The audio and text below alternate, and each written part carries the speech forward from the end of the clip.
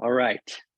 Thanks you all again for being here. The Sustainability Summer Fellows, final presentations, final sort of report outs for the inaugural cohort of fellows this summer 2022. As I said, I want to share my screen just to get us started here. Make sure that I can do that. Okay. Great. Can y'all see that now? Yep, great.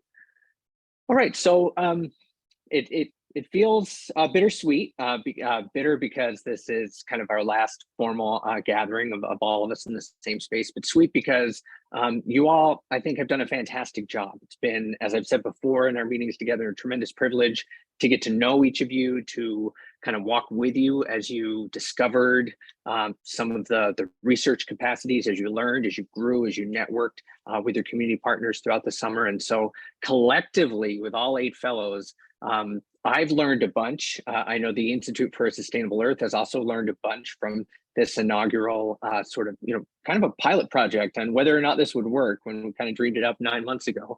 I think it has been largely successful, but all due to your hard work and to your sharing, candidly all of your impressions and your tips along the way with me. So the point today really is to report out to one another. I know we've been kind of accompanying each other for the past 2.5 months, but to really, in a somewhat formal way, report out and to look ahead as to what might be the possible next steps in your own personal, professional, academic development, and how this fellowship plays some role, small, medium, or large, in what may be coming, of course.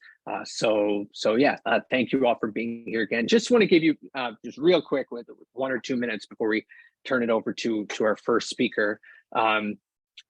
Just an overview of what the fellowship program has entailed here in its inaugural running this summer of 2022.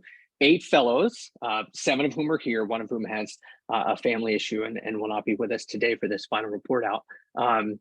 8 fellows from across 6 different departments and across 4 of Mason's colleges and schools. So really well represented in terms of the disciplines that you all are bringing to bear. The 8 of you partnered with 6 different organizations, although Future Earth is a massive research organization, research network that 3 of you partnered with kind of different aspects of. So you can see all their logos there. They range from very, very local sort of nonprofit grassroots organizations like Faith Alliance for Climate Solutions to sort of professional organizations, activist organizations, research organizations that are national and even international in their scope and in their breadth. But in every case, you engaged in co-producing research in dialogue with your partner. We talked a lot about that, what that means, what sort of the 2 steps forward, 1 step back, that often entails co-production, the ethics of that, the way that you can situate yourself and really engage a community, engage a partner, and have impact on the world. And so I'm excited to hear some of the sort of high points of that this summer in the presentations today. I hope it's also been, we've designed it to be an opportunity for you all to springboard your professional and academic development. It's in that sense, it's more than kind of a standard run-of-the-mill internship. We really did want to kind of curate an opportunity for you to get expertise and to get experience with research methods, to network, and to really bring in your own research expertise and direction and try to hone that and sharpen that throughout the summer experience. And so I know that's been the case to varying degrees among all of you, but I know that also across the board, this has been more than just kind of a standard internship. This is proven to be, I hope, and I know that you'll share with us the ways that it has been an experience that will lead to other kinds of research opportunities, lead to other kinds of ways for you to explain how you made these connections work and really launch that into new opportunities when you have the chance to do so. So with that, I want to just go ahead and share this with you. I'll bring this back up from time to time during the transitions, but we're going to hear first from Brad. who is a PhD student in Earth Systems and Geoinformation Sciences in the College of Science. And he's been working with the Future Earth Global Land Programming on remote sensing scientific applications. Ashton will go next, then Dhruv, Sean, Sahi, Arvind, and Blake, you'll be our last fellow today because Stacy is not able to join us today. So with that, I'm going to stop sharing and make sure that you all have you should have the ability to share. So Brad, the floor is yours.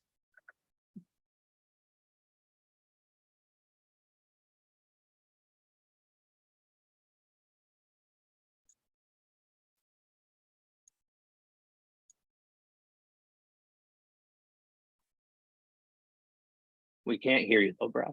Can you see that? We can, yes, thank you. Okay. I'm never quite sure if you can see this toolbar down here with the gallery, or if that's just on my end, but I'll hide it regardless. Okay, thanks Jeremy for that introduction, and again, thank you to the Institute and George Mason for allowing me to essentially kind of springboard another chapter of my dissertation, which is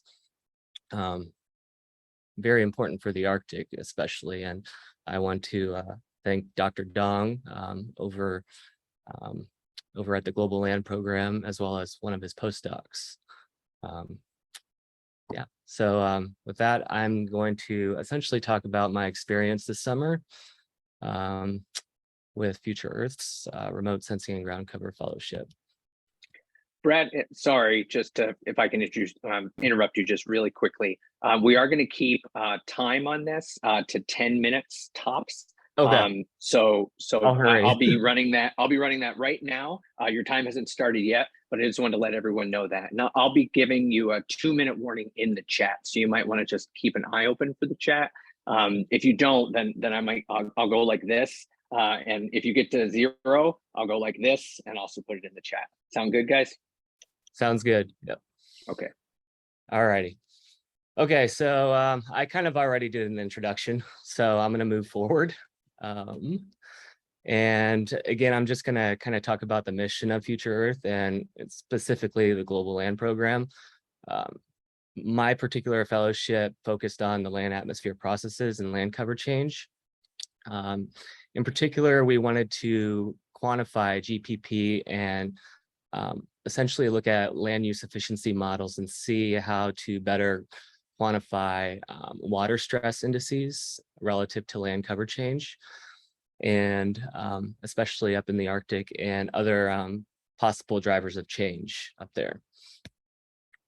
In terms of the co-production process, it was very seamless and very transparent, and yeah, it was very productive and helpful, and Dr. Dong and I, a lot of our interests align, so it was just the perfect marriage of just skill sets, but also enough differences where we kind of filled in those knowledge gaps to help each other out. So just a little background for I went up to Alaska to do some field work relating to permafrost thaw and carbon release, and I used that to essentially use those as indicators of drivers of change relative to water stress indices to better quantify GPP and net ecosystem exchange in the models. And this is just a rough map of where I went. I tried to get to a variety of different landscapes, ranging from the coastal plain up in the Arctic National Wildlife Refuge, across the Boreal, and down to okay, sorry, I thought that was a message from you, Jeremy. I got a chat message. Anyway, so the methods, again, I just kind of talk, it's a brief overview, but essentially what I did was we drilled ice. We looked at segregated ice below ground to kind of get a better idea of how the ice is structured and how it thaws. And we also measured carbon release, and that was the methane and CO2 flux. And I'll get more into that as we go on. The idea here is to not only look at site-specific measurements, but to quantify and project out and upscale, and using PhenoCam and remote sensing technology to better inform the model data assimilation process. All right. And now I'm going to just show you a bunch of pictures. This was kind of the beginning, middle, just the equipment. These were a couple of sites in the Boreal that we stopped at and did some soil sampling and forest inventory. This was up north in the near Kavik River Camp and a couple of the sites that we visited. These were some of the methods that we used, the drilling operations, the thaw depth measurements, and we gathered a lot of the vegetation. We had these microplots to better characterize the species composition of the areas, and these chambers up here. This is a collar where we would put the chamber on and measure the CO2 and methane flux. These are just the different sites that I went to up there. And these are the different deformations that we were trying to capture. And the photo on the right is essentially an ice wedge from the Pleistocene. So it was very, very cool to be down there and actually actively watch this deformation happening, the thawing, and even the soil just falling down. It really helped understand what's going on there and how rapidly it's happening, as opposed to just imagery. So it was very fulfilling. This more Boreal. So down to the results, I helped install a lot of the soil temperature and moisture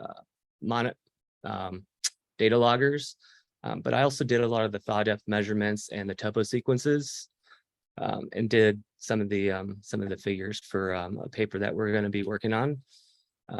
So this is kind of preliminary results. Obviously, I haven't had a chance to get through everything, but I wanted to kind of give you an idea of where this is going.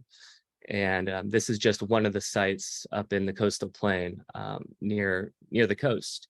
And the three figures above are Sentinel-5P, which is a remote sensing platform that looks for methane flux. And the plots below show what was measured. So this is, I guess, the blue is what you should focus on. The solid blue line is PAR, which is photosynthetically active radiation.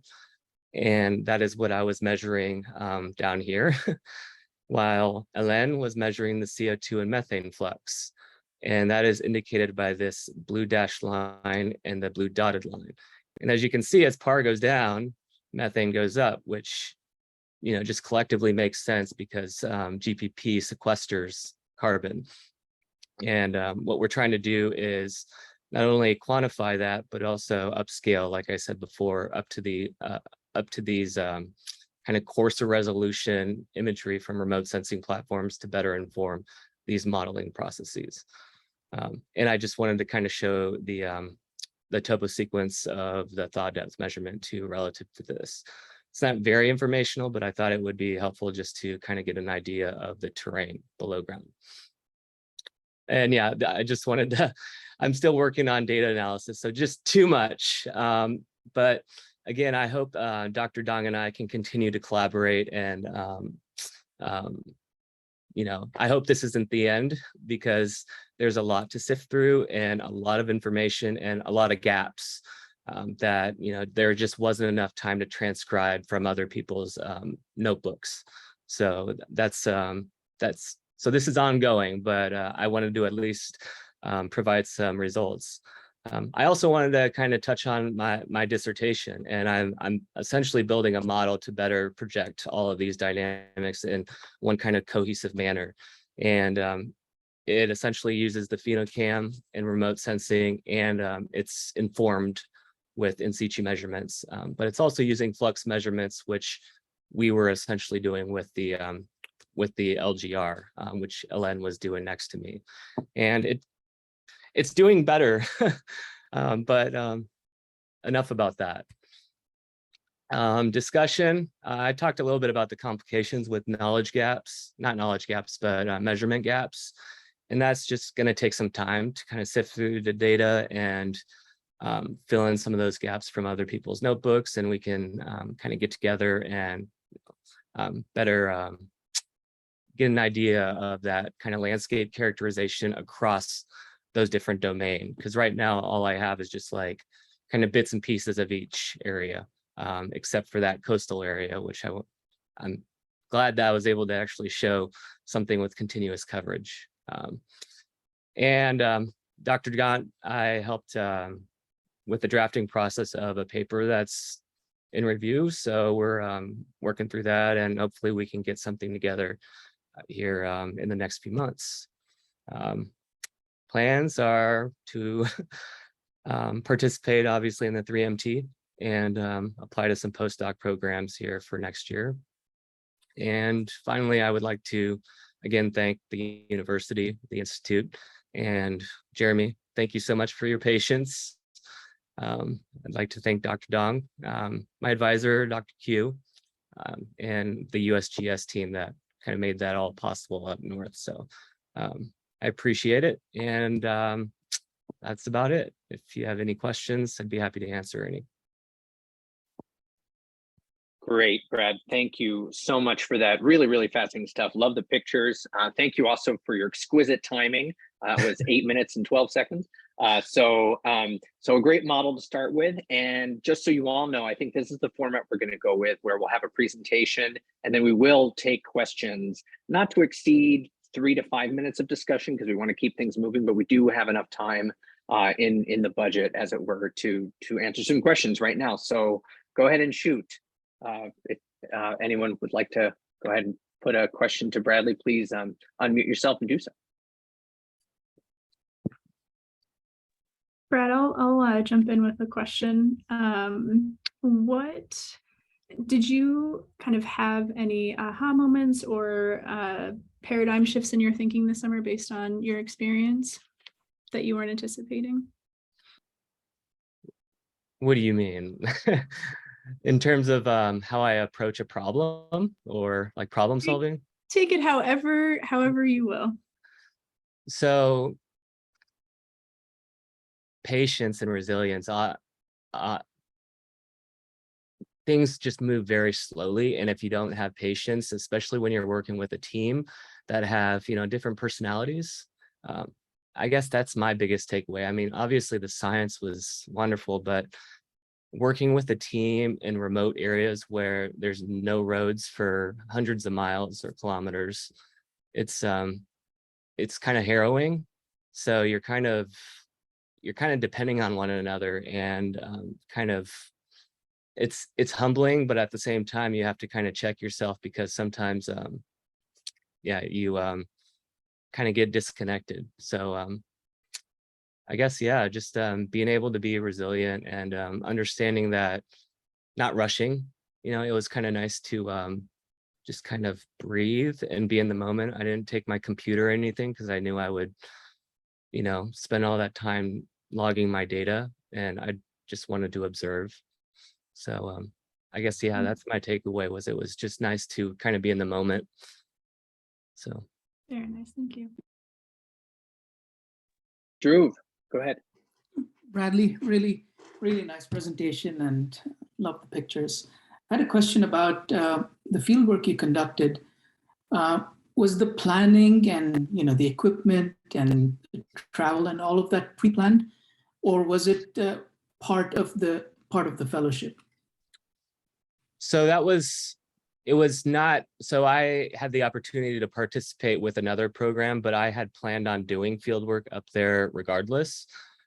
I just happened to network over a year and a half ago, and someone had offered, Ellen had offered me to go and help out. So it was kind of a win-win situation, because they had the equipment and the technology to, I was going to do kind of a bare bones approach near Toolik Lake. And, they had helicopters, they had these towers, these drills. We were able to do a lot of stuff that I was otherwise not going to necessarily be able to do necessarily in that amount of time. But to that point, there was the coordination was wonderful, but it just, I was very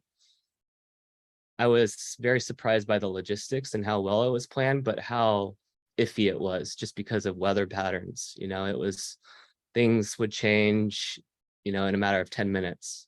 Fog would roll in, and then you'd have to shift, your thinking of what you'd have to prioritize different sites. And you can't, we can forecast weather, we can't predict it or influence it. So and safety is obviously the number one concern. So but yeah, to answer your question, it was pre-coordinated beforehand, but yeah, I decided to implement it into this collaboration. Great. Leah. Fantastic. Totally jealous of the field work. It's beautiful up there. But I wanted to ask, as results are obtained, sort of, are you thinking about how they'll have impact or be used? Yes, actually. I'm curious about what sort of, where you might be engaging to have that type of impact. So in terms of impact, at least from my perspective, it would be helpful to create hazard maps, especially for infrastructure, because that is kind of a quote unquote hot topic up there, but it is a very real problem, especially near the coast around Alaska, not just up north, but even down in the Southwest in the YKD. People are losing their homes, or they're having to put them on sleds and pulling them. So I think being able to use this information to create hazard maps to better inform the just the citizens, the public.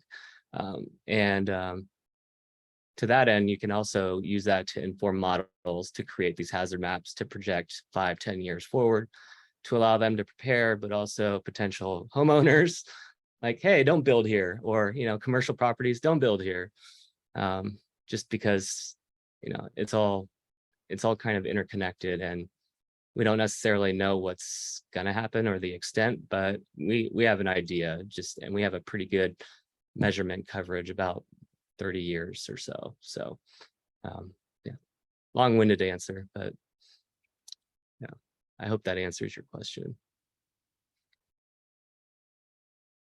Really great stuff. Thank you again, Brad. And any other questions that might occur to anyone else, just go ahead and feel free to put them in the chat. Please address them to Brad, though, so that we don't throw anybody else off their game. And of course, I'll have the ability to email each other those questions as well.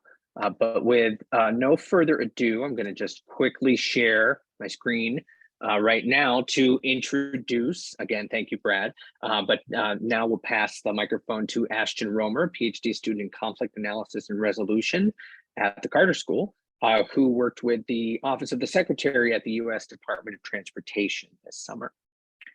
Ashton, the floor is yours. Yeah, thanks, Jeremy. And I think that's actually, Brad, thanks for teeing that up so nicely. There are a lot of synergies between the results of your work and how that could certainly benefit folks at USDOT and some of the work I did this summer. So I'm going to share with you a little bit of my experience supporting sustainability and resilience initiatives at USDOT today. To give you a little bit of an overview, I'm sorry there aren't going to be many great pictures of Alaskan wilderness, so bear with my bare bones slides, but to give you a sense of big picture, USDOT is essentially split into what are called modal administration. So those are the Federal Highways Administration, Federal Transit Administration, that sort of thing. And then the Office of the Secretary. And within the Office of the Secretary are different branches that work on things like their international affairs, their external affairs, their research.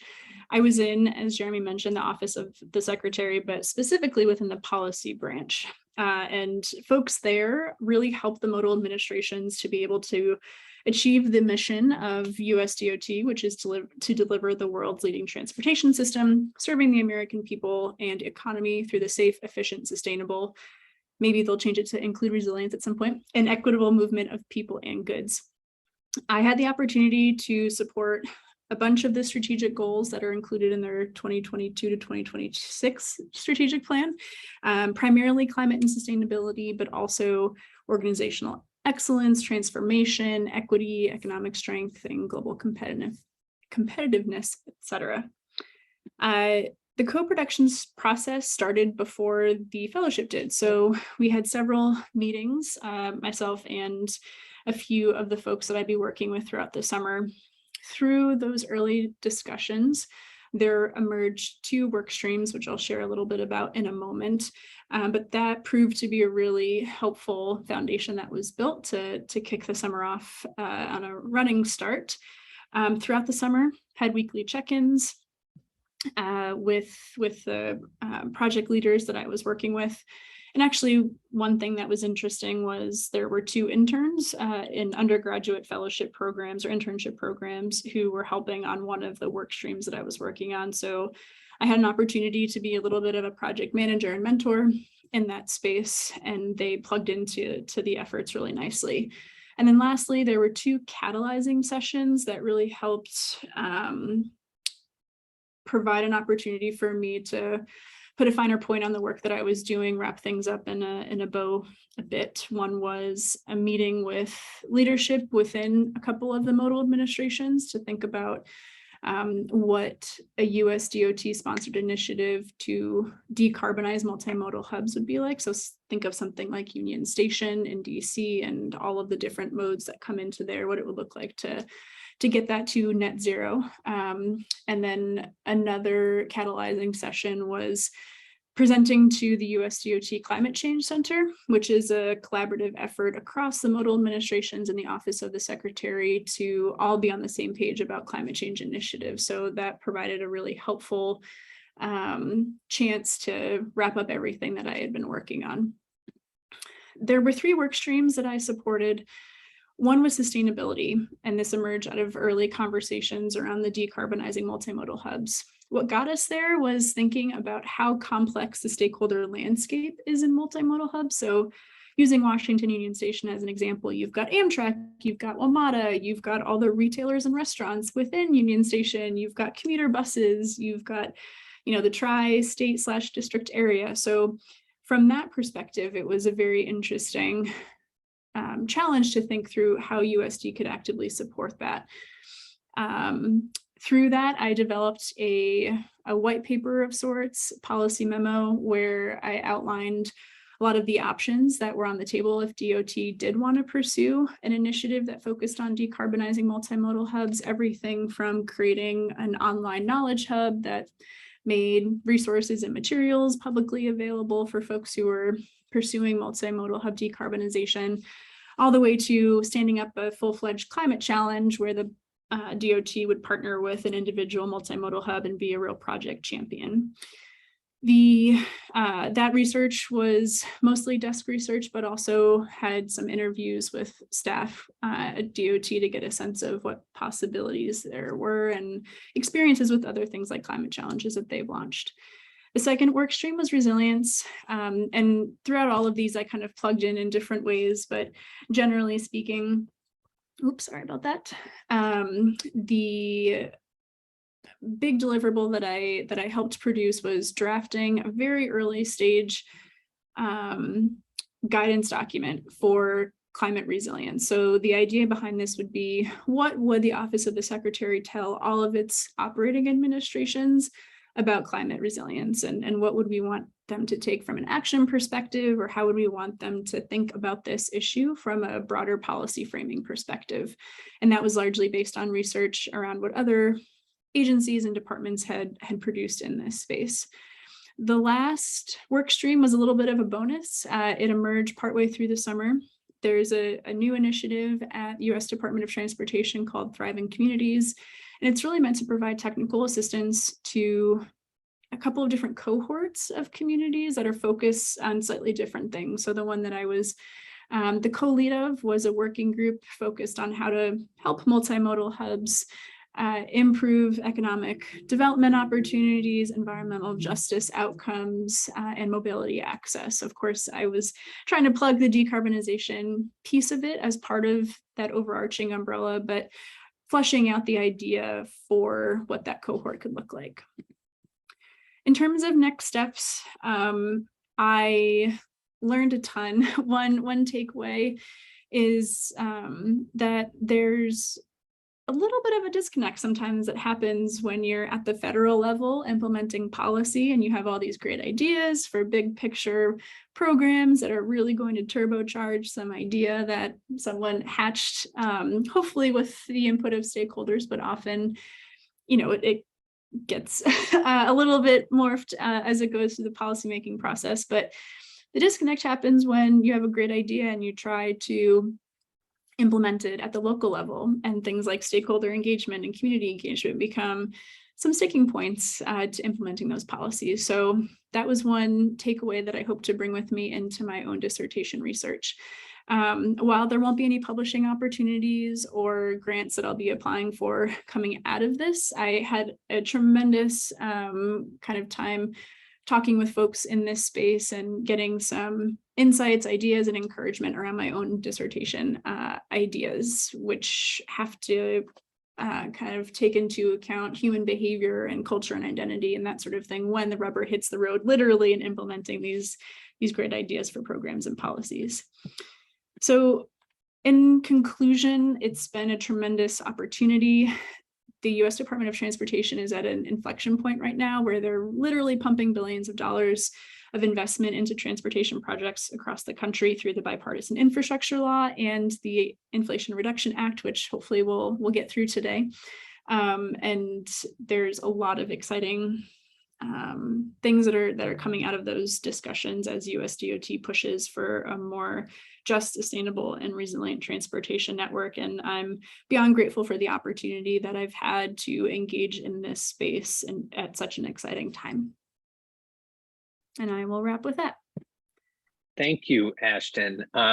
Absolutely an exciting time. Thank you for the crisp and clear presentation, and really is an exciting time to be in government, but also, I mean, the policy making, right, how the sausage is made, and and sort of the hangups where you can get snagged. That seems like an evergreen issue, but certainly one which I mean, I can already, my head is connecting the dots, as I'm sure yours are, or yours is, for how to take some of those, situations, those scenarios that you experienced, and really make those, if not the ones at USDOT, kind of case studies for your dissertation, at least inspire the kind of methodological and theoretical thinking that you're going to be unpacking in the years to come. So I thank you for that, and it sounds like a wonderful experience. Let's open up for some questions too, perhaps for Ashton.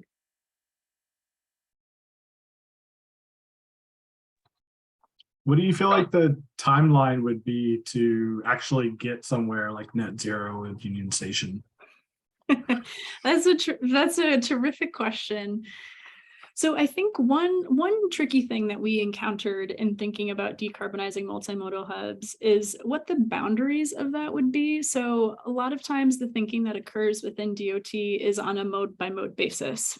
So, it's transit, it is car, single occupancy vehicles, it's Amtrak rail, which is all well and good. But when you think about a hub, part of what makes it a hub is the fact that it, connects across modes, and it also, like I mentioned at Union Station, in some hubs, they have retailers, they have restaurants, they have all this infrastructure that supports the modes themselves and operating and being a hub. And so it'd be one thing if it was just one commuter bus coming in and picking up with another commuter bus, but the more stakeholders you have, certainly the more complex it gets.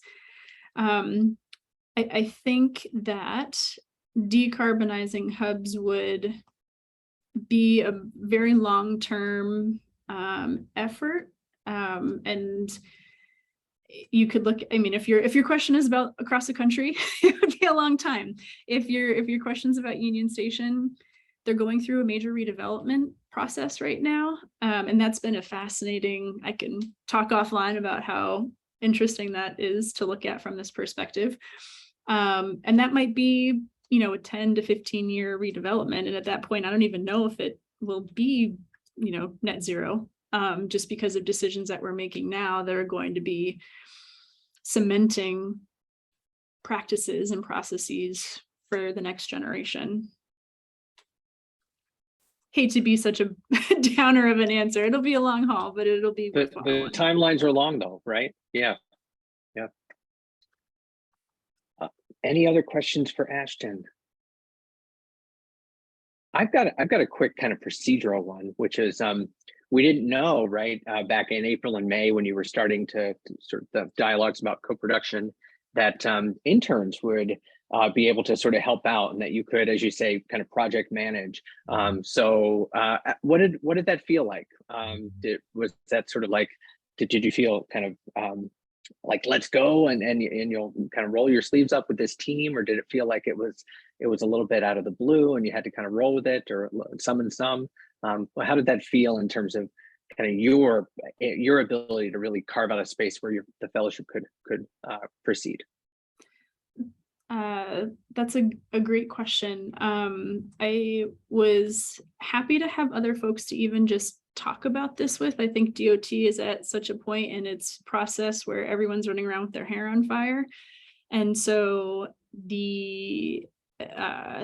there was a great team, but everyone had really limited bandwidth. And so it was nice to have a slightly different audience to have a sounding board for some of the things that I was batting around in my own head.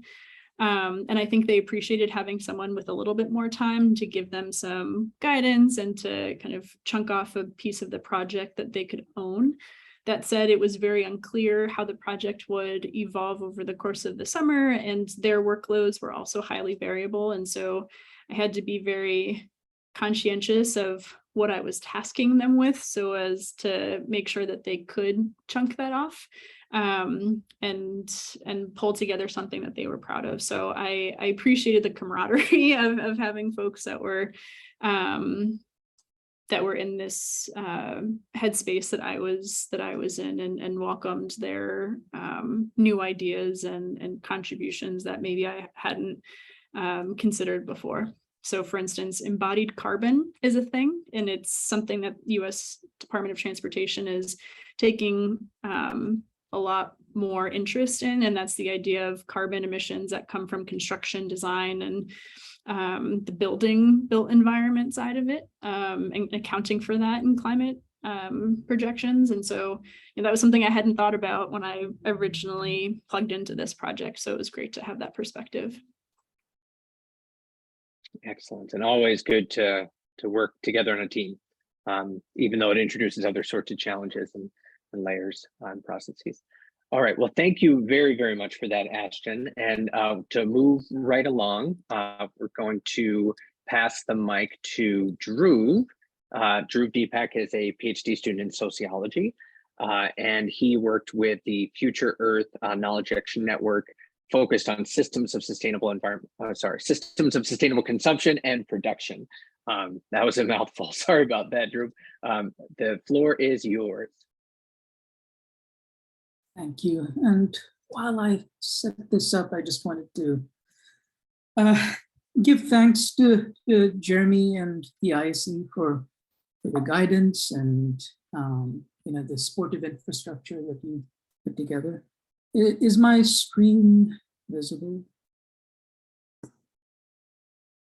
Yeah, we can see it for sure. Okay, so I can just carry on. Yeah, all right. So my summer's work was with the Knowledge Action Network for Systems of Sustainable Consumption and Production. I was working with Dr. Maurice Cohen. He's a professor at the New Jersey Institute of Technology, and he works extensively with this network.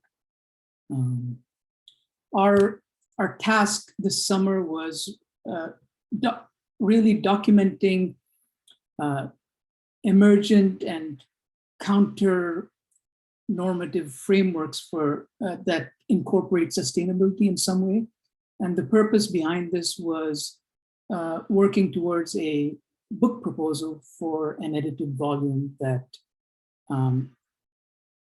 listed out the literature on these frameworks, and there were 15 initially. And beyond that, putting them into dialogue with one another to see where the tensions and the conflicts and the commonalities are. As the summer progressed, the scope of work for the summer kind of evolved, and we moved towards a more focused model of actually diving deeper into these frameworks and analyzing them using the Sustainable Development Goals. I'm going to skip over this very quickly. So the SSCP, because I'm not going to say the whole thing over and over again, looks to centering resource availability and justice with less focus on science and technology as the ultimate solutions. And they encourage a more system-centric approach to theory and practice in interdisciplinary sustainability spaces. And this tied in very well with my objectives, which was one of which was expanding my knowledge of sustainability concepts, frameworks, and models, and applying systems thinking to a digital technology context. And I'll get into that a little bit more when I talk about my potential dissertation. I borrowed a model from one of Dr. Karen Akerlof's papers. This model outlines the drivers of knowledge use. And I just kind of repurposed it a little to talk about the co-production process or model that we employed in our summer's work. So there are three elements. One is fit, so how we perceived that the research that we were conducting together would meet our respective needs. The second is interplay, how new emergent information intersects with our existing thought processes and theories that we employ in our daily work and existing knowledge bases. And the third is what emerges, what new things emerge, so out of the interaction together. So I think overall, this was a very smooth way of working that Dr. Cohen and I had, and we fit into each other's schedules really seamlessly. I would say that I would like in the future to integrate more into future Earth's networks, but that's going to be possible at a later date when we present our work at conferences and so on. So what I have been researching, so these are the 15, we struggled to find a term that describes each of these. It's not a framework, it's not a perspective, it's not a model. But the idea was to scan the literature, summarize, and elicit some top-level findings on each of these perspectives in order to conceptualize a more coherent vision for a sustainable world of consumption and production. And some questions that we wanted to look at is, why has discourse accelerated around these perspectives during the pandemic in particular? What we found is there's a lot of conceptual overlap and also areas of conflict and contradiction. And we needed to be more focused and to develop a better means of classifying the knowledge that is contained within these perspectives. And we found that a lot of the terms employed are used interchangeably. So what we needed to do was kind of revise our scope of work and conduct.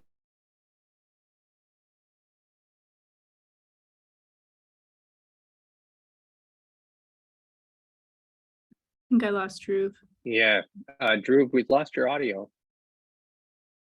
We still see your screen. Ecological economics, so that's degrowth, post-growth, post-capitalism, and donut economics. And the idea was to dive deeper into each topic area, identify what the prevailing schools of thought are in each of them, in order to kind of put together a taxonomy of sorts, right? So for example, in post-capitalism, which I'll show you an example later, there are 4 or 5 schools of thought or perspectives.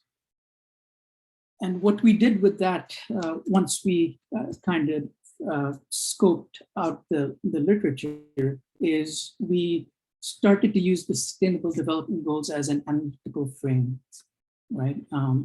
The question that arises from that is, which SDGs do we use? Because you can't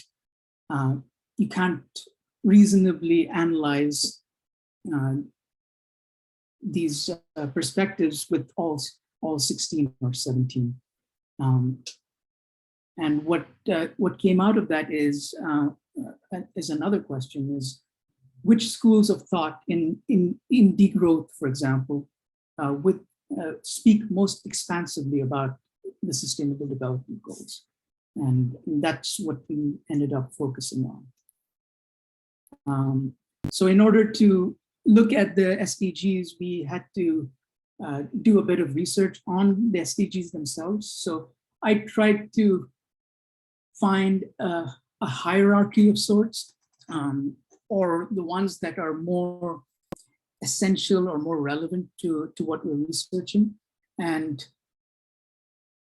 basically, the prioritization of SDGs by everyday people, by governments, by international organizations, it varies by context, by which experts are asked about it, and by time period, right, by year. So this is just a snapshot of 4 different studies I looked at, where thousands of people were surveyed. In 2 of them, experts, curated group of experts were asked, and in a third, there was a review of countries' prioritization of different SDGs. There's no real consensus that you can find, and we used some kind of reasoning to arrive at a set of 6 SDGs, which I'll show you later, that we used as our analytical frame. I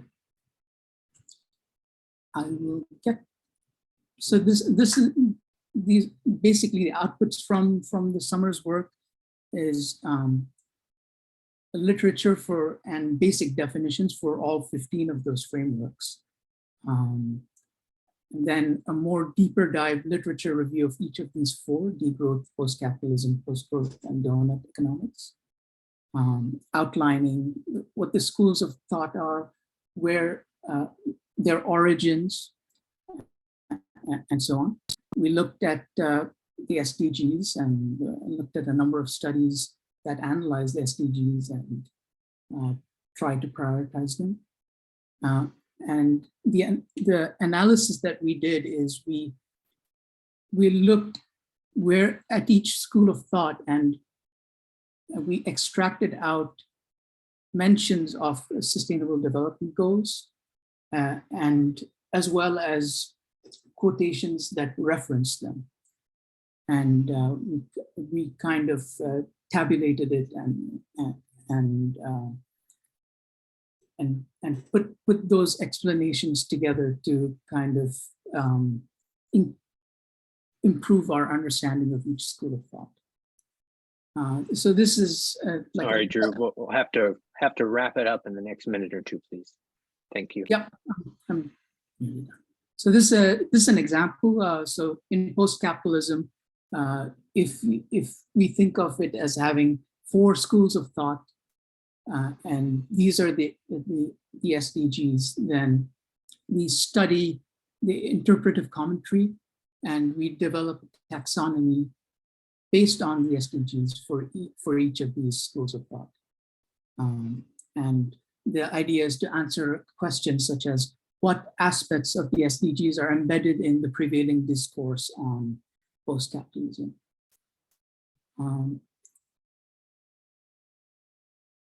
So moving forward, working towards 3 sets of outcomes. So one is the edited volume that I mentioned before. Second is individual papers on each perspective or framework, which is going to lead to a longer-term collaboration between Dr. Cohen and me. And then participation and presentation of our results at conferences and various other fora. I'll cut the short. This is my last slide anyways, so just open the floor for questions and comments. Thank you. Great, thank you very much for that, Drew. Really, really rich. I mean, it's a huge and variegated set of terms and emerging frameworks that you're really trying to do an encyclopedic accounting of. So I can imagine you were reading a lot and trying to categorize a ton of stuff. But I have a question, which is whether or not you've thought through. You mentioned the ongoing collaborations with Dr. Cohen, and maybe you could just briefly encapsulate where do you think that leads your dissertation research, and whether a graduate fellowship like the NSF or others might be in the offing. Yeah, I think so. I mean, that was actually kind of the last slide there. So thank you for that question. So what I research is digital globalization, and I've been looking recently at concepts such as abstraction. So abstraction of knowledge, abstraction, algorithmic abstraction, and abstraction of our relationships with each other and the planet. And that's kind of where this whole sustainability context comes in. I've been reading and actually teaching from this book called The Atlas of AI by Kate Crawford. So it's about the power and politics and planetary costs of artificial intelligence. And I've been ruminating a little bit, thinking a little bit about applying that kind of framework and analysis to blockchain technologies. So imagining what that would look like. And a big part of that is incorporating ecological based critiques. So that's kind of where I'm going right now. It's still early stage. Doing research, writing papers based on that, but yeah. Excellent. Well, very, very exciting stuff. And unfortunately, I think we do have to move on to pass the mic to Sean. But thank you so much for that, Drew. And I'm so glad that you've got that ongoing collaboration with Dr. Cohen as well. It's a lot of fun. All right, so Sean, you'll be going next. Let me just briefly share to introduce you. So Sean Heath Smith worked with the Sierra Club's Virginia chapter this summer, and he is a PhD student in environmental science and policy in the College of Science. Sean, floor is yours.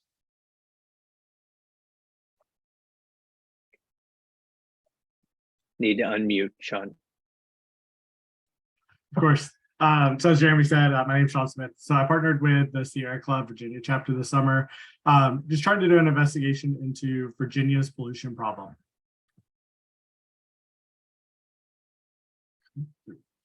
So I am about to start my 5th year. I'm now a PhD candidate in the ESP department, and I work with Dr. David Luther. And so much of my experience in the past has been, with birds, and I've been looking at the effects of climate change and human decisions on wildlife. But this summer was really about kind of taking a step back and looking at how humans are affecting other humans and what are some things that we can actually do about it.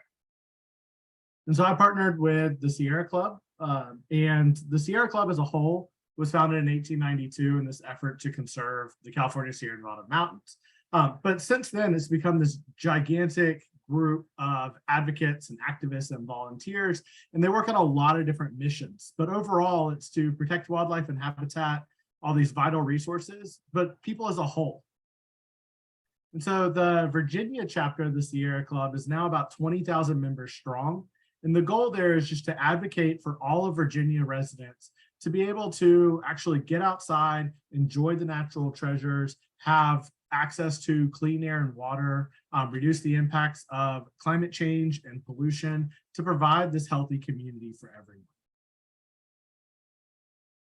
And so the first meeting that I had with my advisor Gustavo on this was just to discuss this 2019 report that the Sierra Club released. And this 2019 report focused on all the air pollution within Virginia. And what they found was that Virginia is the 8th most toxic state in the United States, as far as how much pollution is just generated into the air. What they also found, though, is that a lot of these facilities releasing pollution were found in communities of color and in low-income areas. So our goal for this summer was to just gather the most recent data, so on 2020, and ideally just see where this data can take us. We knew there would be a lot involved just gathering the data and before we can even think about generating any sort of report. And so it started as this whole data exploration process where I used EPA resources from this TRI Toxics Tracker, where you're able to go and download any kind of facility around any state or territory in the United States and look at what pollution they are releasing, how much, and what is this risk associated with it. And so in the end, this became taking data from the EPA, the census, and a lot of other chemical data to build this giant data frame for them to where they can access all this stuff moving forward. So it required writing this large R script, just trying to clean data, join a lot of tables together before I can even start summarizing this results. But as the summer grew, as summer moved on, the project really grew and took off. We started with just trying to write a report on one county, and it became writing a report on 2. And then by the end of it, I wrote a report on 10 counties within Virginia. And so what we were able to find was really interesting. We focused on ranking all the states and counties based on this RISI score. A RISI score is this unitless number that's used to compare the risk of one chemical release with another chemical release. And it's all based on how much of the chemical is released overall, how long it persists in the environment, what conditions it can cause within people, and then how many people are affected overall. And what it translates to is, something like a value of 10 on a chemical means that that chemical is 10 times more dangerous than a chemical receiving a RISI score of 1. So overall, Virginia was actually the 7th worst state in 2020. So they moved up from 8th, now they're 7th. And I started looking at where all of this pollution was occurring in general. So whenever we started diving in, I focused on the top 10 worst Virginia counties. Okay, you can see the list here on the right, with Montgomery County being the worst, receiving this RISI score of over 5 million. These 10 counties produce 98.5% of the pollution and all the risk associated within the state of Virginia as a whole. Montgomery County is 225 times potentially more dangerous than Suffolk County with the chemicals that are released there. So I looked specifically at the different kinds of pollution released. Originally, they focused on just the air. But in Virginia, there's a lot bigger problem happening than just air pollution. 10.3 million pounds of waste containing some sort of harmful chemical were released into the land around Virginia. Another 2.6 million into the air. And in the water system, releasing almost 200,000 pounds of waste into the water. Just an example of some of the chemicals that they're dealing with here. Montgomery County has 2 facilities operating out of Radford's Army Ammunition Plant, releasing thousands and thousands of pounds of nitroglycerin. Nitroglycerin into the air, into the water, and nitroglycerin can cause cancer and affect lots of systems throughout the body. The Richmond area is heavily affected by ethylene oxide from this one facility called Sterilization Services, and they're releasing this ethylene oxide up into the air, and ethylene oxide is known to definitely cause cancer in humans. But other facilities that were interesting, I found there were a lot of Army bases which allowed range practice or had training operations on the base, which releases a lot of lead into the environment, and that lead's obviously going to persist for a long time on that base. So at the end of the day, I was able to provide the Sierra Club with, the start of what's going to be their 2020 annual report. And based on this report, what they're going to do is hold a lot of meetings in these hardest hit counties, trying to disseminate this knowledge and information. They'll hold a lot of webinars. They'll work with policymakers and try to attend public hearings anytime these facilities are being discussed, so that people know what all pollution is going to be available. And as it stands right now, this is about a 75-page document that they'll continue to work on, and I'll continue to work on with them. Moving forward, I really wish there was a lot more time to work on this project as a whole. I found awesome data on the threatened and at-risk animals per county within Virginia that I'd really like to incorporate. However, this data is really, really messy. As you can see in column A here, this is a mix of locations, characteristics of those locations, and groups of all the organisms there. So this would take another couple of weeks probably to get through and be able to join in with all of the other data. And at the end of the day, this research is not a part of my dissertation. And so I'm hoping that I'll be able to continue to work with the Sierra Club, as time permits.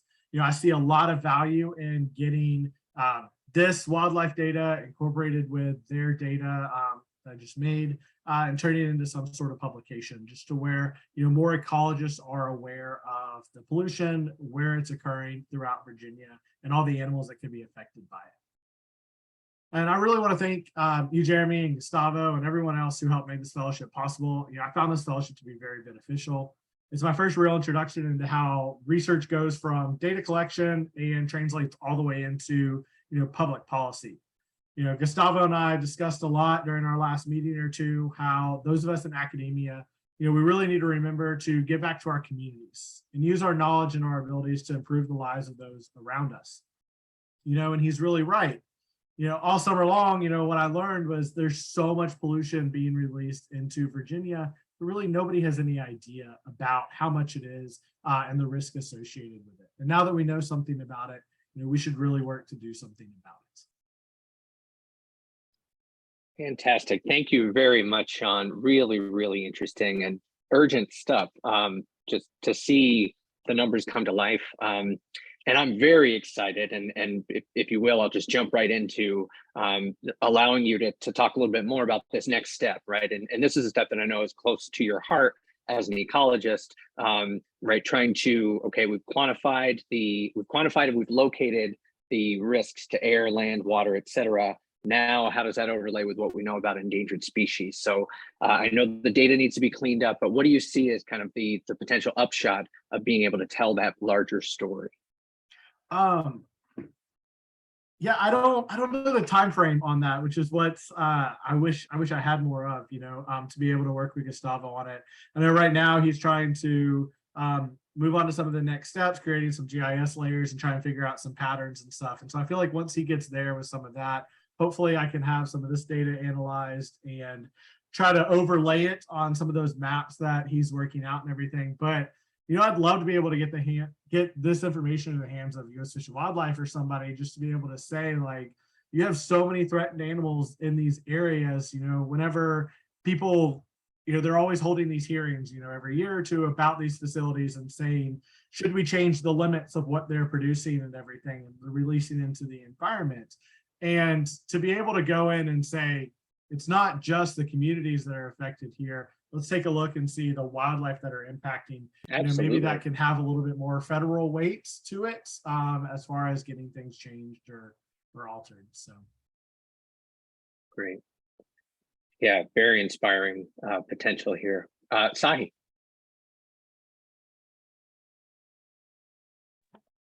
Really inspiring work, Sean. I was just amazed that you were able to I looked at that website a couple of for my projects, and I was like, there's no way I can make sense of this data. It's so all over the place. But you clearly did such a wonderful job, and congratulations on pulling it off. I just wanted to Yes. recommend this book. Am I stuck on my video, or can you still see me? Unfortunately, yeah, your video is stuck, Sahi, but we can hear you fine. Or we could. Oh no. Well, maybe we'll pass the word on anyone else who might have a quick question for Sean, and Sahi will join us again in a moment.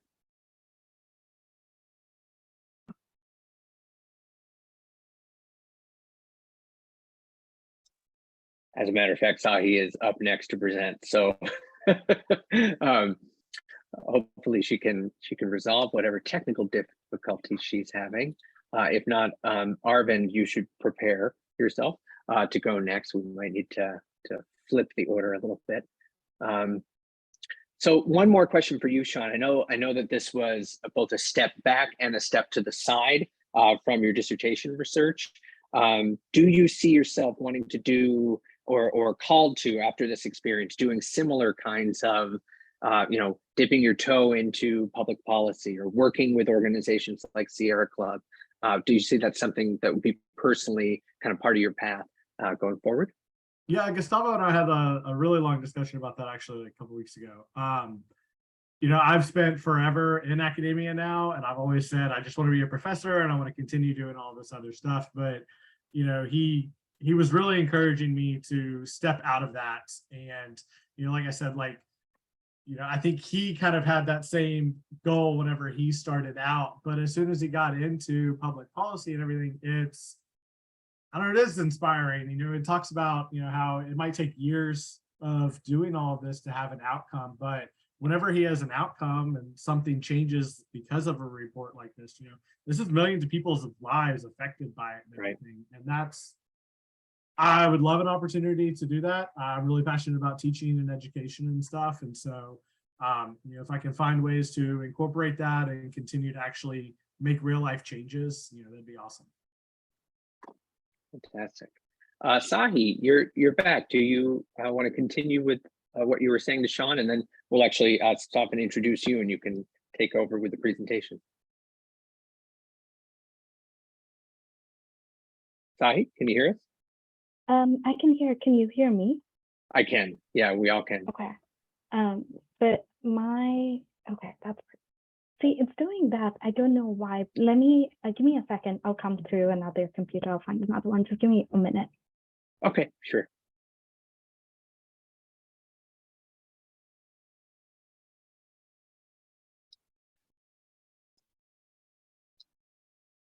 While Sahi's doing that, I'll just share this with you all again to remind you of kind of the order.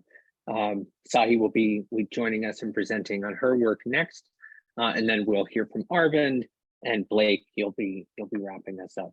Again, please do share any thoughts that you might have or responses or questions in the chat, or just save them for the end of the presentations as we've been doing so far as well.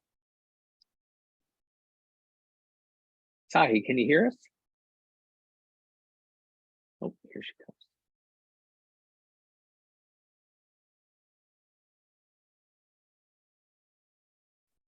comes. Hello. Hi. Do you mind if I join this way? That's fine. Yeah, you're coming through loud and clear. Okay. I'm so sorry. My computer has been doing this all summer and it's clearly in. I just need to get a new one very soon. It's just resisting Zoom, right? It just does not want to do it anymore. I think there's just way too many of these softwares on my computer at this point. I'm so sorry for this. Would you mind, Jeremy, I sent you the PowerPoint. Would you mind sharing the screen for me instead? Yes, let me just make sure that I can get to it. Please bear with me a second here.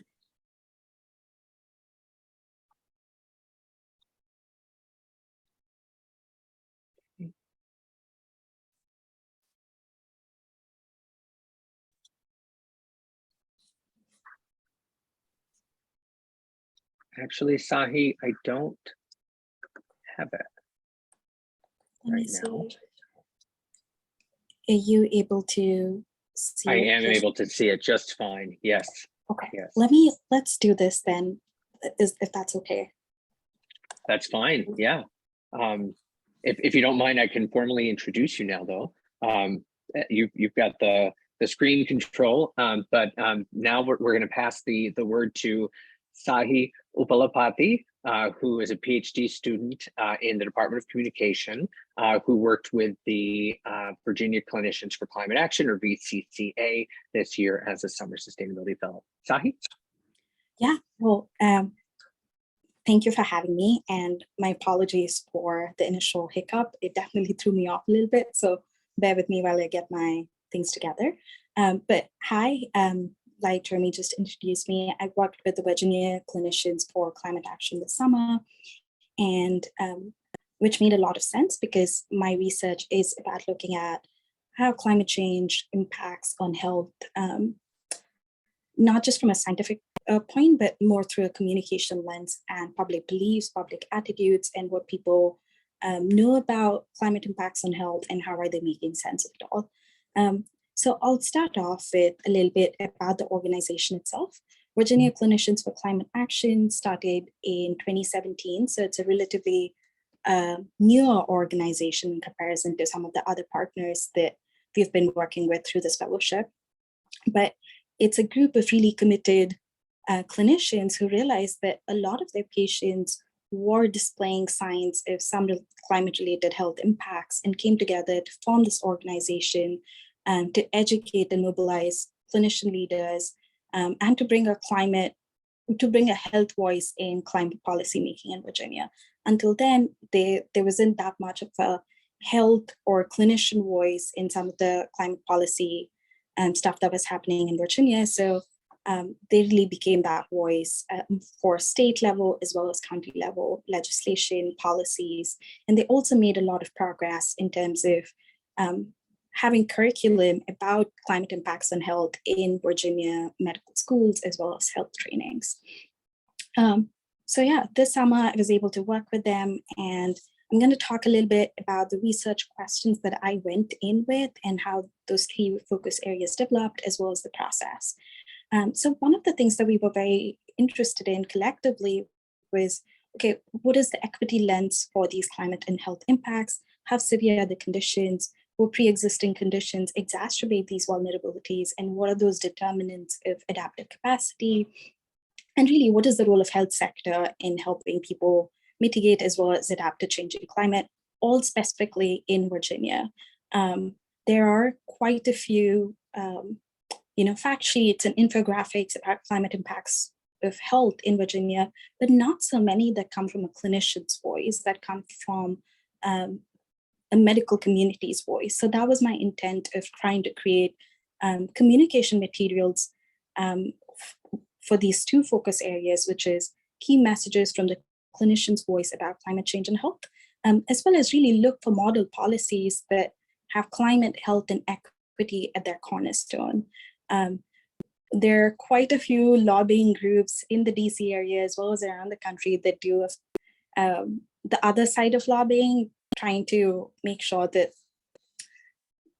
small scale legislations that support big oil, that support continued use of fossil fuel, still continue to grow. And there's a huge repository of what those model policies for them, for the other side of the aisle, could look like, but very few people focused on what sort of legislations will pass through county levels, what sort of legislations will pass through state levels, and how can we ensure that equity as well as health are key principles in those. So those were some of the things that I was trying to do, identify, as well as build what those model policies could look like. And we sort of came to these focus areas via just a lot of meetings, conversations, initially just talking about our interests. And I think because the organization isn't a very research-based organization, it's a more of a action-based organization, it took me a little bit to figure out how to come in as somebody who's essentially a researcher, but really bring that into translating that research, translating what I know about through my training into building some communication material for the organization. So my findings this summer, basically, give me a second. Oh yeah. Findings this summer were really looking at the intersection in Virginia and how to use social science insights to frame research about scientific estimates and findings, because what we do at the Center for Climate Change Communication is we send out these large-scale surveys and we get insights about which messaging works better for people, how can we build broader support for renewable energy or things like that. But on the practitioner side, we haven't been making as much progress in using these messages to come up with some of the material. So that's what I was trying to do this summer. And for example, looking at these heat-related emergency visits for heat over a certain time in Virginia and translating that into a communication material through a clinician's voice. And I'll show you a few examples of what that looked like and doing that in a very localized and personally relevant fashion for each county or for each area. For example, those deliverables looked like a series of fact sheets and infographics. I have two here. They're not entirely particularly descriptive, but they do carry that clinician voice. They're informed by insights from social science research.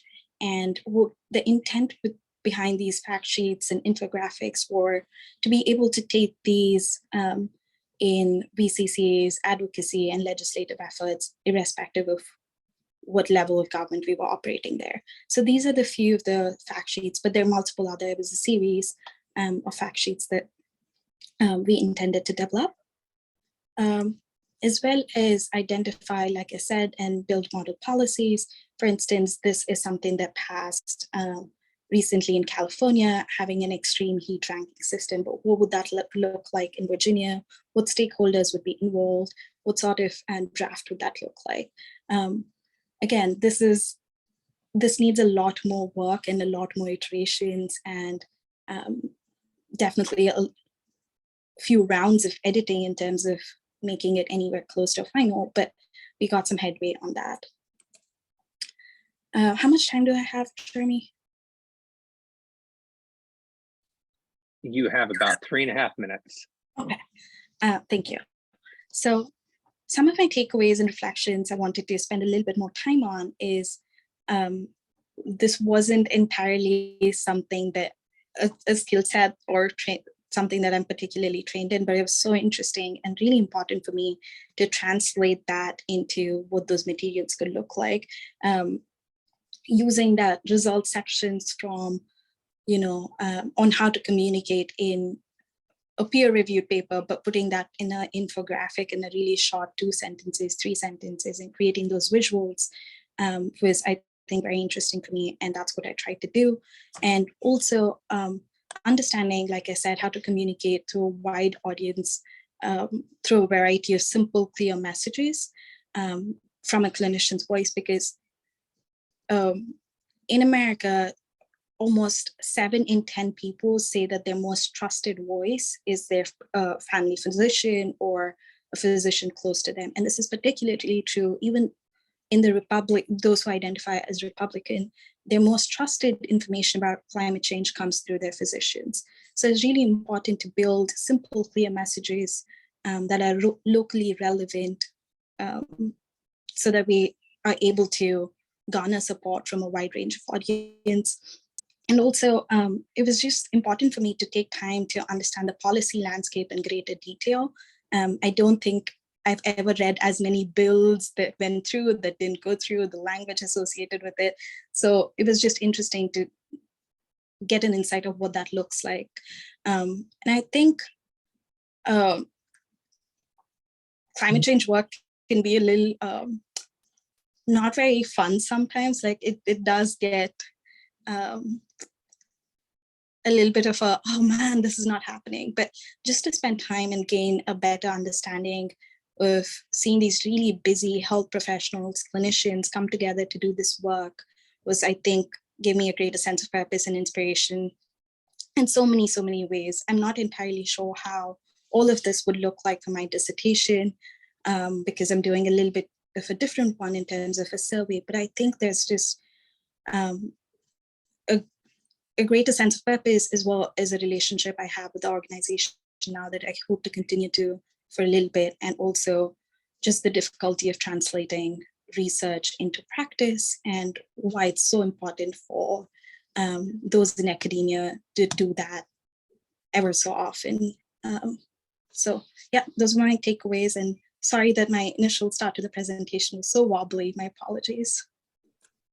No worries, Sahi. Thank you very much. Very clear, very interesting set of experiences and provocations about how we communicate, how we make things fun, perhaps, right? But also, you know, in a very serious kind of moment, and in that very trusted relationship that often is a serious one, right, between a person and a clinician, how to think about that communication channel.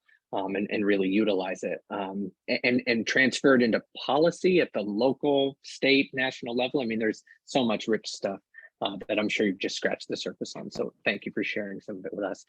Questions for Sahi?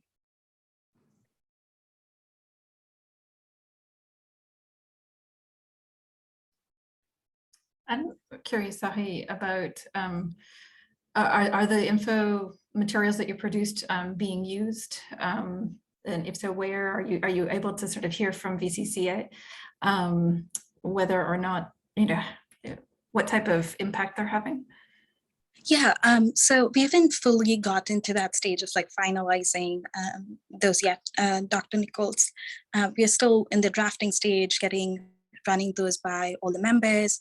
But the idea is to be able to host them on the website, of course, but also use them in, so VCCA has advocacy days where they go up to Richmond and talk to the legislators. So there's some level of advocacy happening, but to use these as some of the resources to be able to do that. I'm not entirely sure exactly how the material would be used, but having fact sheets and infographics was a need that the organization had, and that was communicated, and I thought it would be great to use what I know to do that. Yeah. Thank you for that, Sahi. One maybe additional question comes to mind more on the policy side of the research that you did. You mentioned the California kind of model legislation. I'm curious if you found any others that really linked climate, health, and equity. Maybe California, not to beat on California, you know, spent a lot of time there with PhDs from UC, but it's often kind of, you know, from the perspective of other states, pushed out there and said, well, that's California, that doesn't apply here. Virginia likes to compare itself, I don't know, to Michigan, to Ohio, to Pennsylvania. Are there, you know, more, maybe comparable pieces of legislation at the local or state level that really might get a hearing in Richmond and not be dismissed as sort of California? Right.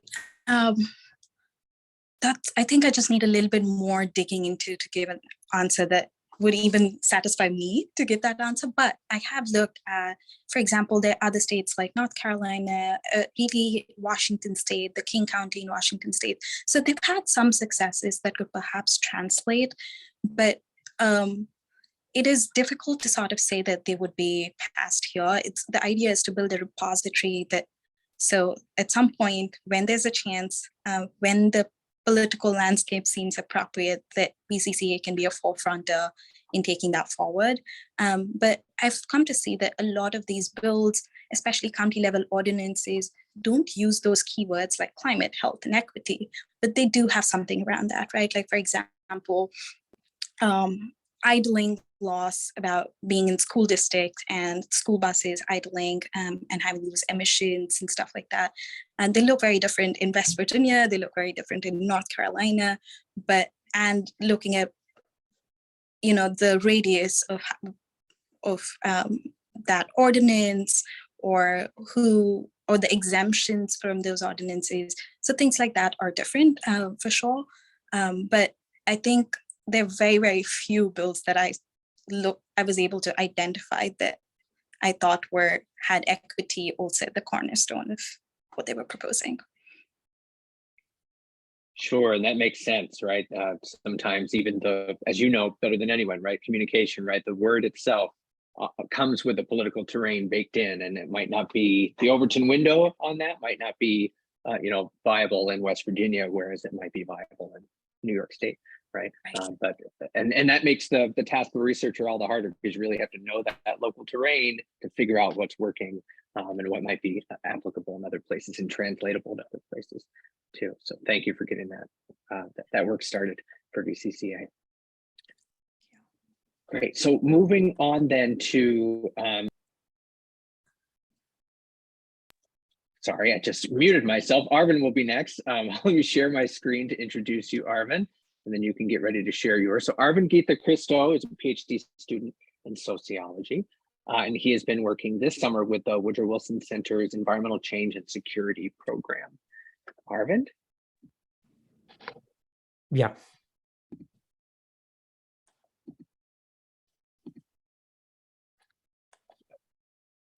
Can you see my slides? We can. Thank you. Okay. So thank you for this wonderful opportunity and for this wonderful introduction, Jeremy.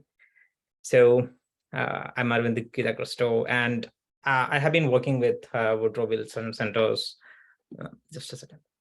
Yeah.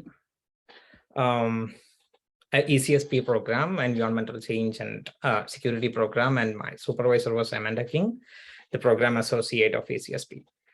So, yeah. So ECSP was like established in the year 1994, and it has actively pursued the connections between like environment, health, population, development, conflict, and security. So ECSP is like a kind of umbrella organization that brings together the scholars, policymakers, media, and practitioners through several events, research programs, publications, multimedia content, and their highlighting award-winning blog, New Security Beat. So I was closely working with this New Security Beat, and I was directly reporting to Amanda King, the assistant editor of this New Security Beat. And as my first assignment, I was asked to, that was a minor assignment, and I was asked to summarize one of the interview podcast, and yeah, and it got published on this New Security Beat. So that was my minor initial assignment. And apart from that, I was asked to do one individual project, major individual project. So as I have already explained, I mean, ECSP is mainly focusing on certain areas like development, environment, conflict, and population, which is almost aligning to my research interest. So I have explained this, my interest several times, but I'm repeating. It's like, I mean, I'm majorly focusing on development, conservation, development-induced displacements, conservation-induced displacements, and its impact on indigenous communities. So, I mean, yeah, mutually, we both, me and Amanda and the director of ECSP, Lauren, we agreed to do a kind of individual project as per my research and interest, which is also aligning to their interest. So yeah, so I was mainly I am mainly focusing to understand how this interlinkages between these concepts like development, environment, conservation is happening. And as I said earlier, so my individual project and the objective of the study was to understand the implications of conservation-induced displacements among the indigenous communities in India's protected areas, especially focusing on Wayanad Wildlife Sanctuary, which is there in the southern part of India, you know, the state Kerala. So I have used several tools for the data collection. I mean, as part of my research, I would like to go for this ethnographic study, but during the time period and everything, that was not possible. So I was majorly focusing on this extensive review of literature, like reviewing the research papers from referred journals, census reports, and many other published books. And also I have conducted some of this formal and informal interviews with the stakeholders, experts, even the individuals from tribal communities and civil society activists. So the implications or the scope of the study is to like, I would consider it as a step forward to address the interlinkages between the conservation, development, and displacement, along with understanding its implications on the indigenous communities, especially in India. Yeah, so this is a background of the study. So so as I said, I was focusing on the displacements that have been happening in Wayanad Wildlife Sanctuary in India. It's a protected area. So in 2002, the Kerala Forest Department has like introduced a proposal to recover 400 hectares of forest land by displacing almost more than 950 tribal families from the concerned sanctuary. So a total of 185 tribal families have been already displaced during the period of 2008 and 2012. And they were given mainly, I mean, from my point of view, it's a minimal compensation amount, like 1 lakh to 10 lakhs. So as many as like almost more than 400 families belong to several tribal communities like Katunaikan tribal community, Pandiya, Kurchia, Adia, and Kuruma were relocated from the sanctuary. And I mean, during 2013, 40 families of Kotamgara hamlet were also relocated. So there are some, I mean, there are many findings. I mean, I just highlighted the important ones.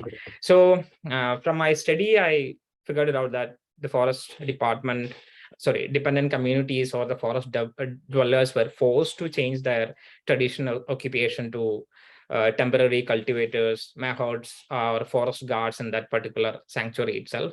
And even they were forced to give up their customs, the rituals, after the displacement. So there is a problem with the land distribution, and mainly it is because in Kerala and in many other states, the Forest Rights Act of 2006 is not being implemented properly. So it gives a right, it protects the right of the tribal communities or the forest dwellers over their traditional and ancestral land, community forest resources, and community territories as well. So, and following to this, there were several territorial issues among the displaced tribal communities and their hamlets. Yeah, so these were my major findings, and there were certain recommendations. It's a kind of like policy brief that I have been doing. So I had to come up with some recommendations, policy recommendations as an outcome. So I suggested like participation of people, participation of the forest dwellers and community engagement during the process of policy framing, and the development agency or the displacing agency should consider like protecting their customary and legal rights, and the compensation should be justifiable, and there should be a transparency throughout the entire displacement project, throughout the program, and and many other some sort of like recommendations. So I submitted my first draft last week, and I got the feedback, and now I submitted almost the final draft of the project, and I'm waiting for the feedback. So yeah, so it's like, yeah, it is very much going along with my research interest or my upcoming thesis or dissertation. So it's about conservation-induced displacement and how it is making an impact on the tribal communities, basically in India. So that is completely aligning to my research interest. So yeah, they are planning to publish this research, this individual project, and if you're asking about the applying for grant fellowship based on this work, I don't know, I'm not sure about that. And yeah, working with this organization, it was an amazing experience. And as you all know, it's an amazing organization, research-oriented organization. And now I have some sort of good contacts or network in that particular organization, so I can make use of it in my future academic career. So yeah, and thank you, Jeremy, for this wonderful opportunity. And I'm also thanking ECSP for giving me this wonderful platform to like disseminate my knowledge and ideas regarding my own research and history. Thank you. Thank you, Arvind. Wonderful to know that you're very near the finish line for your policy brief, and that the ECSP intends to publish it. That's really, really fantastic, and a great step up as you continue to prepare for qualifying exams and future research on this very topic. So thank you. I want to open it up to questions for Arvind.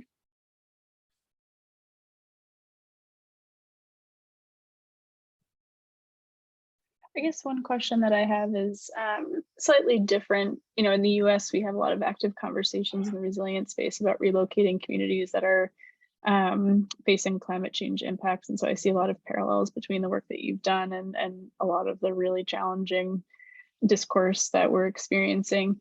What do you think is the best practice around relocating communities as a community, as opposed to just like giving folks money and then them spreading to the wind? Like, do you see any promising examples of how to maintain that sense of belonging and culture that you so astutely kind of identified as a major hurdle to these policies and programs? Yeah, that's a fantastic question. A very thoughtful question, it seems. So, and a challenging one as well. So, when it comes to India, I mean, most of these kinds of like displacements or the relocation from the protected areas and displacing a community to another a new environment, most of the cases were like, I mean, there are studies which says that most of these cases are failed initiatives or experiments, because what they do in India basically is that, I mean, most of the cases are like they mostly dislocate or relocate these tribal communities from their natural habitat out of force, and they will be relocating them to a particular new atmosphere which they couldn't even survive. So for example, there is one tribal community called Katunaikan tribal community, which is their livelihood is completely dependent on the forest, and they collect honey from the dense forest and they sell it outside. So that's how they live. That's their traditional occupation. So recently, I mean, most of them were like forcefully moved from the dense forest to the outskirts or to the periphery of the sanctuary, and they don't have the access to go to the forest. So it's not about like just relocating them and giving some compensation amount. It's like I think the government, even if they are relocating them, it should be a continuous process of like nurturing them and providing them with what they need and whatever they need. So it's a continuous process. It's not like just relocating and just giving some compensation and done. It's not like that. So that's why in India, most of the displacement or conservation-induced displacements or relocations are being like a failure. So yeah, that's one way to answer it, I think. Fascinating and complex, no doubt. Thank you again, Arvind. Any other questions for Arvind? And maybe while you're thinking, I'll draw attention to what Dr. Nichols just put in the chat, which is very useful for many of you. And I would encourage you as well, Arvind, and you and I can talk about it offline if you like, to consider the NSF GRFP, the Graduate Research Fellowship Program, which is ramping up for another cycle right now. And on August 31st, in just 2 weeks' time, they have a webinar, an open webinar discussing the process and procedure for applying for the GRFP. So you can go to nsfgrfp.org or go to this website here as well, which /event, right? Scroll down, August 31st is there, and you can go ahead and register for that webinar to learn more about how to apply for the NSF GRFP. And again, it's all open to basically every single one of your disciplines for sure. Basically any discipline you can think of. That's true, Drew. There are residency requirements. That's a good point. But in any event, it's a resource that's out there, and others will share with you as well as they come across. And GRFP is about funding the person, not the project. It's you're not submitting a grant proposal, you're submitting an application. So they're going to want to see some material about sort of how you're thinking about research, but you're not going to be, you're not submitting a grant proposal where you're going to be held to work to that. I was one many years ago, and my research dissertation regret, and that looks nothing like the application that they submitted.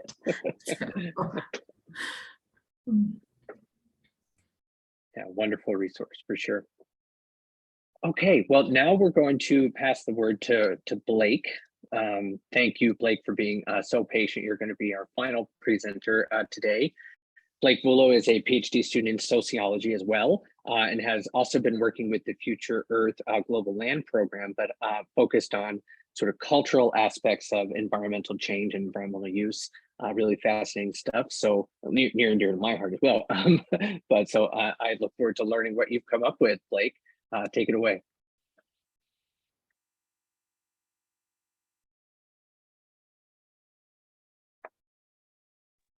All right, can everyone hear me?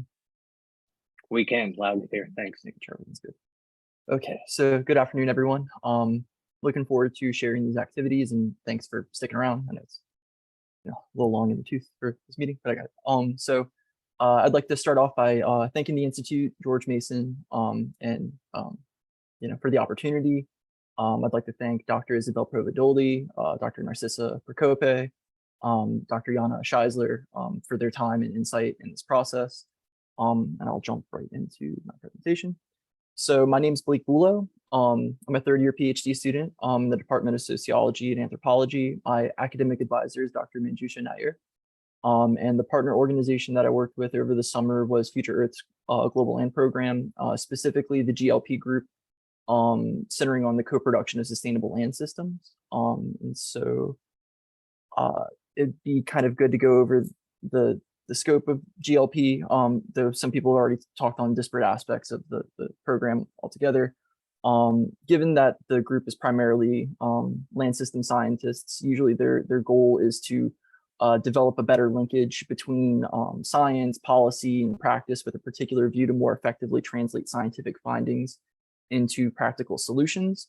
So the goal of the mission of the organization and kind of my task was this incorporation of land system science and specifically social systems. Over here we can see kind of the emphasis on culture within social systems, and kind of effectively using decision-making and kind of deliberation sessions as a way to inform sustainable land management and governance. And so, it paired off really well that this organization's goal really relates to what I want to do with my dissertation, and also what they had in mind with this fellowship in and of itself. So let's see, the co-production process, we kind of had this fairly well-planned, I think at least, well-planned and kind of iterative succession of meetings, and these opened up several channels of communication, so that was always helpful.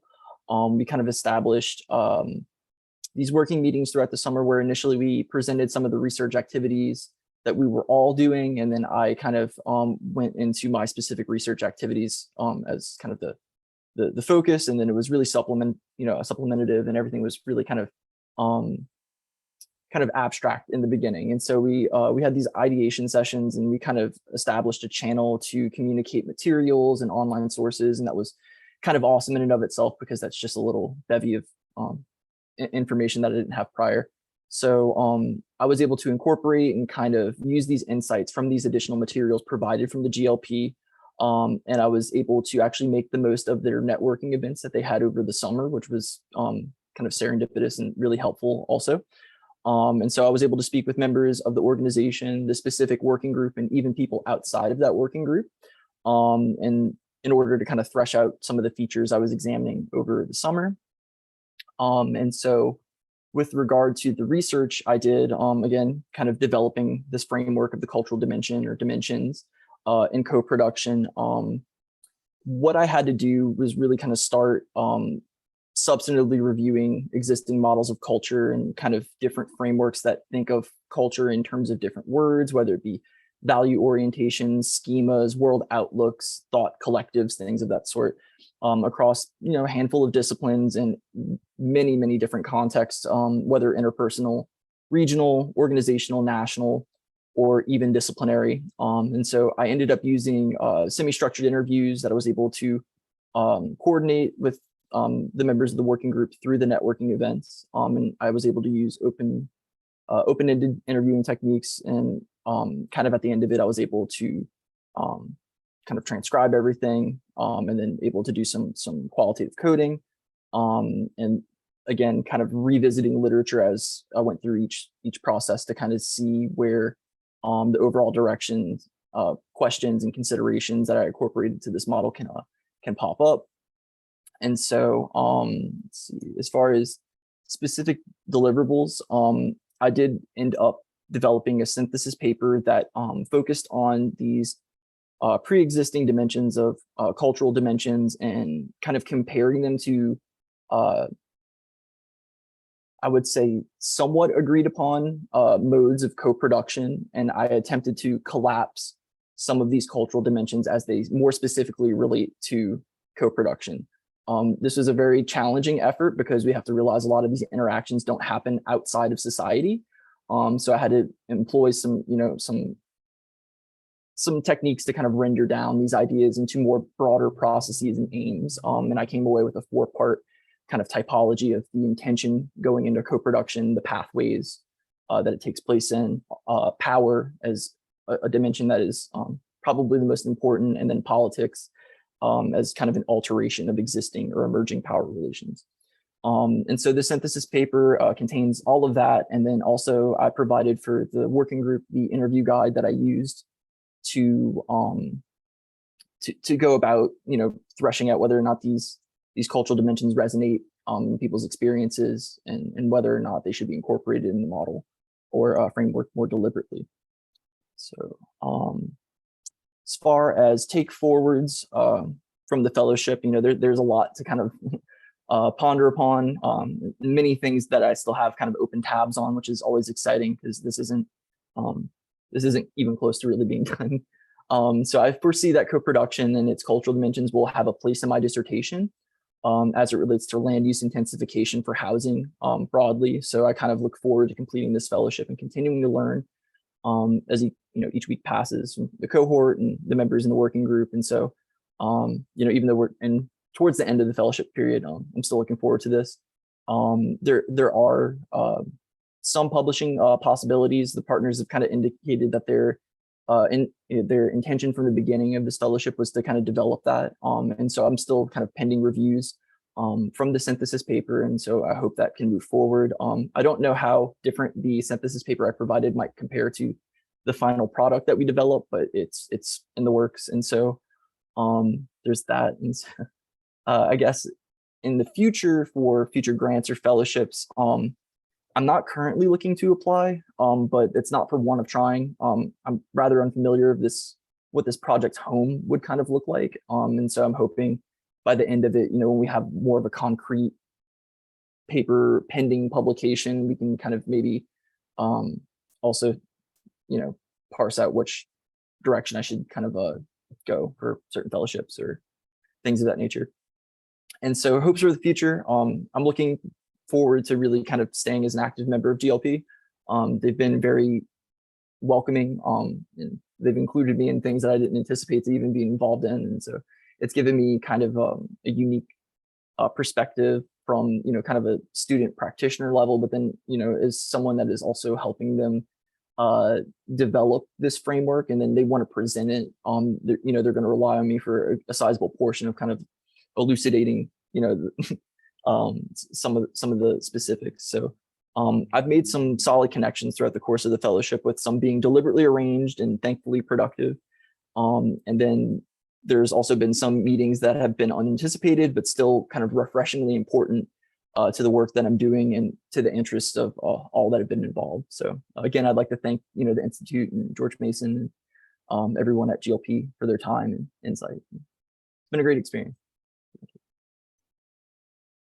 Thank you very much, Blake, for really interesting high-level sort of synthesis. It's amazing that you're right in there on the ground floor, synthesizing and coming up with frameworks for emerging sort of socio-environmental science. Really, really exciting stuff. And I look forward to reading the position paper once you guys get it able to be shared. Really, really interesting. And it sounds like you had a really nice, and maybe this kind of, I frame this as a question, or maybe just something you can respond to, the relationships that you developed that maybe we tried to overdetermine as co-productive, and you're studying co-production as well, so I'm a little bit sensitive to overusing the word, right? But I wonder if through the summer, the relationships, you might describe them differently now. You might describe them as collegial, teamwork-based, not to say that they're no longer co-productive, but that you really have emerged as a kind of valued member and a continued member of an international network. Is that too strong a point, or does that kind of hit the mark? So thankfully the working group is fairly large compared to everyone else. It seems like you had usually like one advisor that you primarily worked with, and I had the benefit of having 3 people. And so at least for every 1 week, I had someone bringing, their undivided attention. And so it's been more of the latter. I do feel like I'm actually part of GLP's efforts in this regard. I understand they have many different working groups, and I've maintained some correspondence across working groups, which has been really insightful because, just the breadth of what they look at. There's so many sources that they didn't think I'd really have any use for. And then when I integrate them into the framework, they're like, oh, okay, well, thank goodness that we actually introduced people, and we didn't know how this was going to pan out. So a lot of it had to do with kind of the openness of what they're willing to share, and where they're willing to admit that there's a particular roadblock, in a specific way. And that's been helpful because I haven't been hesitant to reach out to them whenever I've had similar kind of hang-ups. There was one part in the fellowship where I had to stop doing deduction. I had to actually start speaking with people on the ground, and I can't just look at these abstracted frameworks of cultural dimensions and not see if they pair up. But there was a lot to kind of sift through, and even this answer is kind of reducing the fact that there's different chain of command and time allotments and stuff like that. And so it's been very welcoming, much more than I expected. It didn't feel like at work. I didn't feel like I was doing work a lot of the time, even though I was. So there's that. That's great. Yeah, it sounds very rich, and sounds like some of the connections you've made, you can't even imagine right now how they might emerge as opportunities into the future. So that's very exciting to keep that tab open too. Questions for Blake?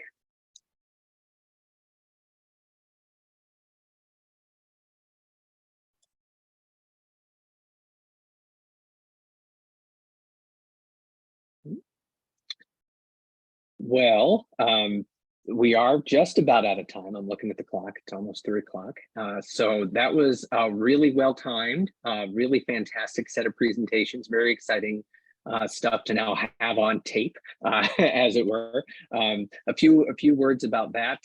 We do not have any plans to sort of publicly share out this information. Certainly not going to share it without your permission with the partners or with your advisors or anything like that. But we did want to sort of have a record for our own purposes, right? To really think about what this fellowship has enabled.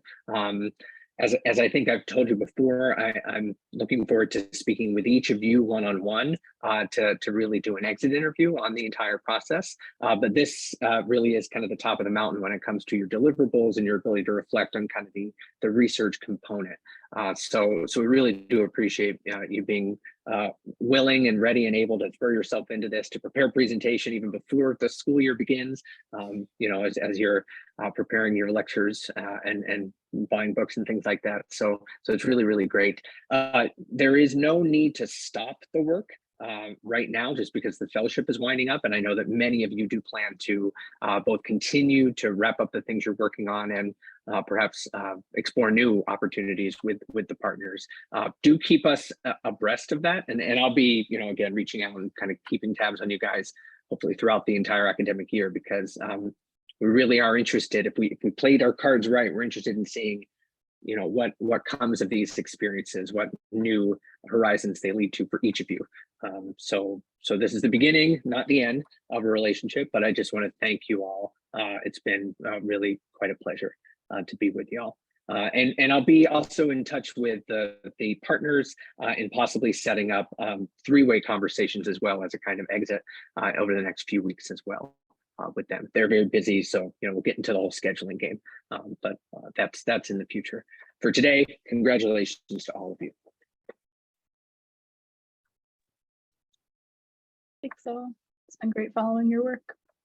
Absolutely. Congratulations, Joel. It's been a pleasure watching you move through the summer and all of this work. Fantastic. I also want to say thank you to the Office of Graduate Research Education for supplying all of the funding. Yes, Yes. I wanted to say that too. Thank you, Dr. Nichols. And you know, as you know, Dr. Campbell has put in a tremendous amount of work to make this a success. So thank you so much, Jeremy. It's been a pleasure. Yeah, it's not work when you get to That's true. collaborate with brilliant folks such as these. So congratulations to you all, and we will be in touch. I will share this recording with you all just for your records, and we can talk about kind of what to do with it after that too, but I'll probably send that in the next few days or so. Right? Sounds good. Thanks so much. Take care, everyone. Best of luck. Bye, everyone. Thank you, everyone.